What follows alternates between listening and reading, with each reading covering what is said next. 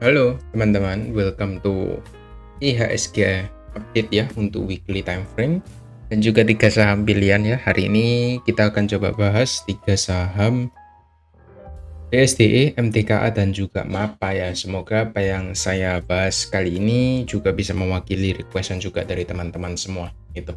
Jadi sebelumnya saya mau info seperti biasa, semua yang kita sampaikan di video kali ini hanya merupakan edukasi ya, bukan ajakan membeli ataupun menjual.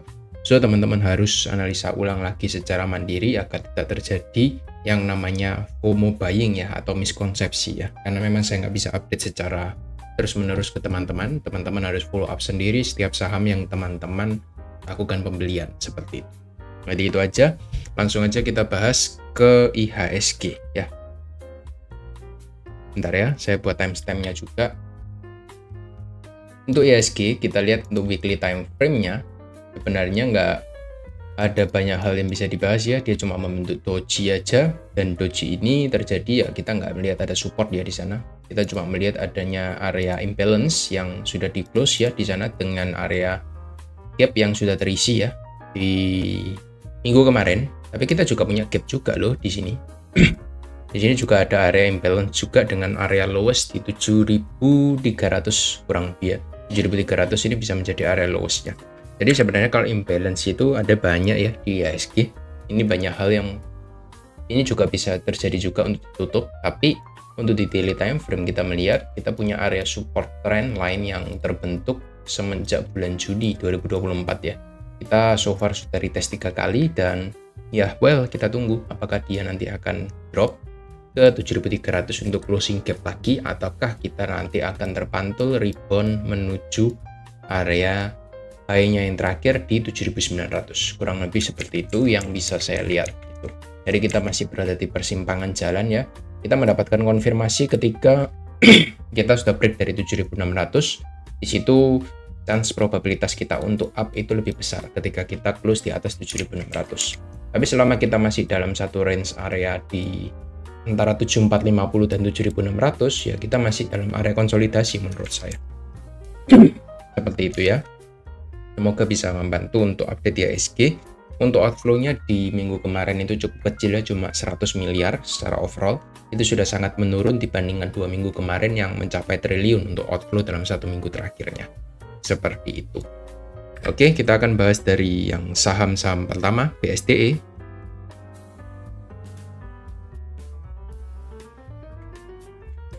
Untuk BSDE kita lihat di sini untuk weekly time frame-nya sebenarnya BSDE ini masih dalam satu range area konsolidasi ya. Kalau kita bisa lihat weekly bahkan monthly time frame-nya kita still in consolidation ya di antara 1.300 ya. Ini 1.300 ini bisa menjadi area high-nya karena area bulat dan juga 890 sebagai area lowest-nya. Seperti itu. Jadi kita masih dalam satu area konsolidasi dan menurut saya ini menarik untuk dipantau apabila dia berhasil breakout ya. Kenapa? Karena biasanya konsolidasi yang terjadi cukup lama dari 2020 ya. Jadi kita sudah konsolidasi 4 tahun ya secara overall. Ini lama loh 4 tahun kita konsolidasi di sana. Biasanya ketika dia breakout ini lumayan kencang naiknya. Biasanya bisa langsung mengejar area resisten berikutnya. Which is itu ada di sini yang pertama 1.500 something. Resisten yang kedua ada di sini 1900-an kurang lebih, dan resisten ketiga ya di all time high-nya.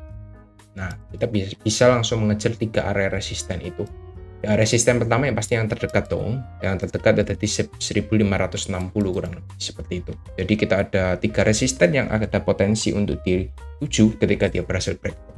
Ini untuk weekly time frame ya. Kita akan coba turunkan ke daily time frame. Apa ceritanya di daily? Ketika di daily time frame kita melihat ini sudah ada namanya market structure shift ketika dia breakout dari area sini ya. Break dan dia lumayan kencang untuk naiknya. Ya.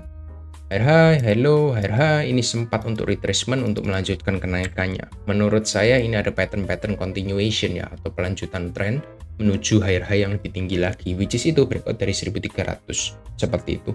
Kita melihat ada potensial juga dia bisa melanjutkan kenaikannya menuju all time high ya ketika dia di 2020 kemarin, which is itu break dari 1.300. Meskipun memang kita melihat ada volume jual yang cukup besar di sini ya ketika dia drop ya. Tapi menurut saya it's okay ya, selama kita nanti bisa mempertahankan area lowest-nya di sini 1150, menurut saya masih ada chance kita untuk menuju high yang lebih baru lagi. Kalau kita memang harus jebol ya breakdown dari area itu, ya mungkin kita akan masuk dalam fase reakumulasi lagi seperti sebelum-sebelumnya. Gitu aja sih pertimbangan saya untuk BSTE. Semoga bisa membantu buat teman-teman yang memang watchlist saham properti. Lalu MDKA,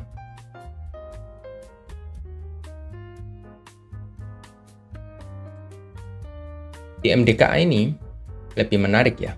Kita juga konsolidasi untuk MDKA untuk weekly time frame-nya. Tapi konsolidasi kita itu semenjak 2023 seperti itu ya. Dan ini juga ada area support yang cukup kuat di sini ya untuk area konsolidasinya. Jadi teman-teman bisa coba watchlist untuk MDKA. Menarik apabila MDKA bisa breakout dari area konsolidasinya seperti itu. Itu menarik buy on breakout. Tapi buat teman-teman yang suka buy on support, ya area ini bisa dipantau ya ketika 2480, 2483 itu bisa dipantau. Kalau teman-teman mau entry sekarang, ya pastikan untuk resikonya terukur ya. Untuk area stop loss-nya, teman-teman bisa coba ukur di mana area stop loss yang ideal menurut pertimbangan teman-teman seperti itu. Stop loss-nya 10% kurang lebih ya, karena di sini ada gap juga yang perlu ditutup. Nah, di bawah ini ada gap juga. Nah, kita nggak tahu, buat teman-teman yang percaya antara gap akan tertutup, ya mungkin teman-teman bisa targetkan di area gap-nya dulu, dia drop ke gap, baru untuk melanjutkan kenaikannya. Tapi menurut saya untuk RSI-nya, dia sudah masuk di area netral, which is 54, ada potensi dia akan melanjutkan kenaikannya ke price yang lebih tinggi, seperti itu. Memang karena saya lihat di sini ya, ketika di bawah ini juga ada area konsolidasi kan ya. Dia sempat konsolidasi dengan waktu yang cukup lama. Setelah itu dia break, retest, harusnya bisa melanjutkan kenaikannya kan, seperti itu. Itu yang bisa saya lihat dari MDKA. Antara teman-teman buy on weakness seperti sekarang atau buy on breakout nanti, ya teman-teman bisa tentukan sendiri. Tapi di weekly time frame-nya saya melihat MDKA ini punya pola pattern yang menarik, yaitu area konsolidasi ya. Biasanya ketika dia breakout, ya seperti BSCI tadi, biasanya lumayan kencang untuk kenaikannya. Gitu. Satu trendline yang akan coba saya tambahkan, ini ada satu area trendline di sini dari time frame weekly ya. Ketika naik ya dia bisa akan retest dulu ke 3000 kurang lebih ya. Itu bisa menjadi area target sekaligus psikologis levelnya. Seperti itu. Lalu next yang terakhir kita akan coba bahas map.